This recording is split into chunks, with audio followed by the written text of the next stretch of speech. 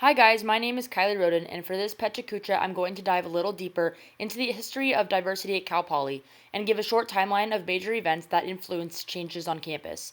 By applying some of the information from my research to knowledge learned throughout this course, I hope to better our understanding of the influence and long-term effects of diversity and inclusion for undergrad students.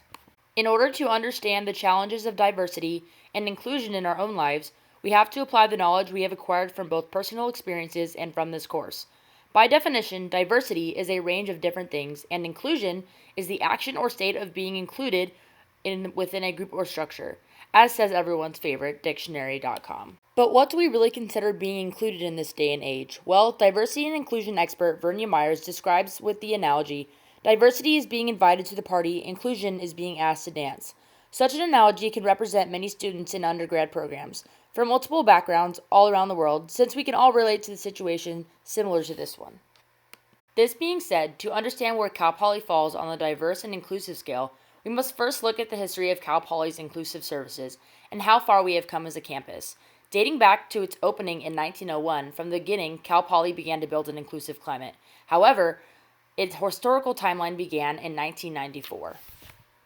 The earliest date of the diversity timeline in 1994, Cal Poly submitted to the Western Association of Schools and Colleges, which outlined their progress since 1990. In this report, statements about diversity were said, saying that diversity is one of Cal Poly's highest priorities. Diversity goals have been incorporated into the universities and colleges' strategic plans, which was written by many staff at Cal Poly. The following year, the state of California passed Prop 209 in November of 1996, stating that the university could not give priority of enrollment or registration based on a student's race, sex, color, ethnicity, or nation of origin, a concept still widely debated upon today, as most of you are aware of, as we debate the differences in Cal Poly. Cal Poly received the President's Diversity Award in 1997, celebrating those who committed their time to making the campus more diverse.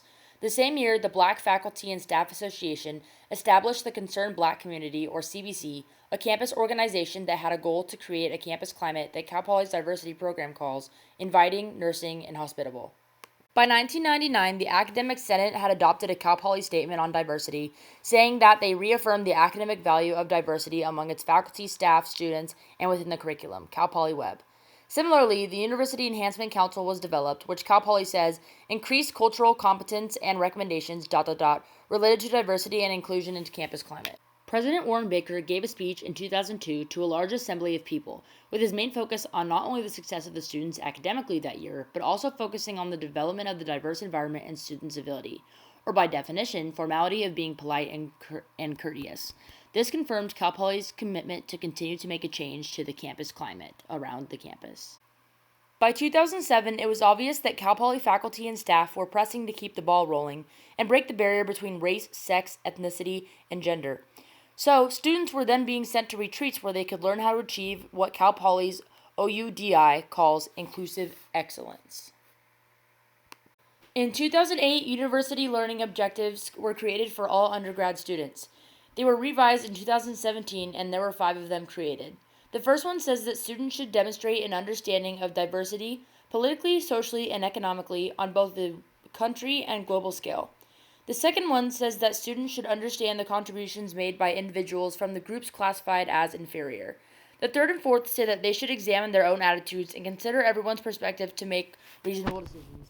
And lastly, the fifth one states that they should be professional in society, although they may have their own ideas, beliefs, behaviors that are different from those who are around them. Those objectives even apply to our curriculum today.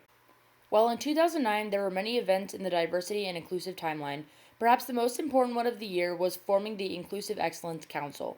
This council had and has a job solely to aid in helping the president find routes in which principles of inclusive excellence could be entwined with Cal Poly campus and academic life. Perhaps the biggest step for Cal Poly was in 2010, when the Office of University Diversity and Inclusion, or OUDI, was developed. Their main goal is to help the campus in solving diversity issues and, quote, efforts to foster a diverse and inclusive campus climate. They are still going strong today on our campus, and you can visit them in the UU.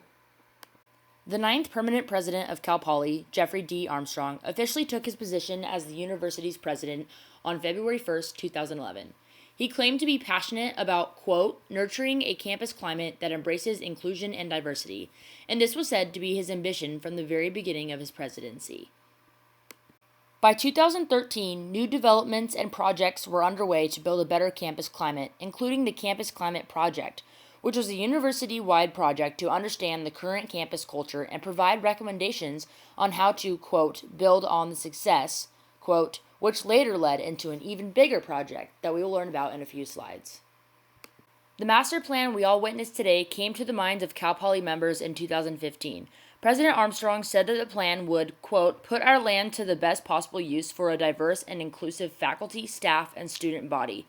Modifications included multi-purpose buildings for all people, cultural centers, gender-neutral bathrooms, lactation stations, and many more additions.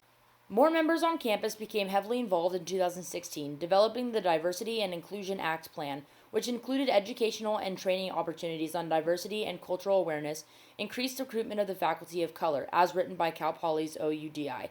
We even began implementing such diverse curriculum into WOW orientation, and I remember going through them with all my WOWies. The last year to be discussed is 2017. Just 2 years ago, Cal Poly eliminated the early decisions admissions due to its inconvenience to low-income students. The decision altered statistics, dropping the Caucasian admissions rate by almost 8% for the class of 2021. We have come such a long way since the very beginning and are still continuing to make new additions to campus for an overall more diverse and inclusive environment. Looking at our past will help us as a university moving into a more inclusive and diverse future. I can't wait to see what the future holds, and thank you again for watching my presentation.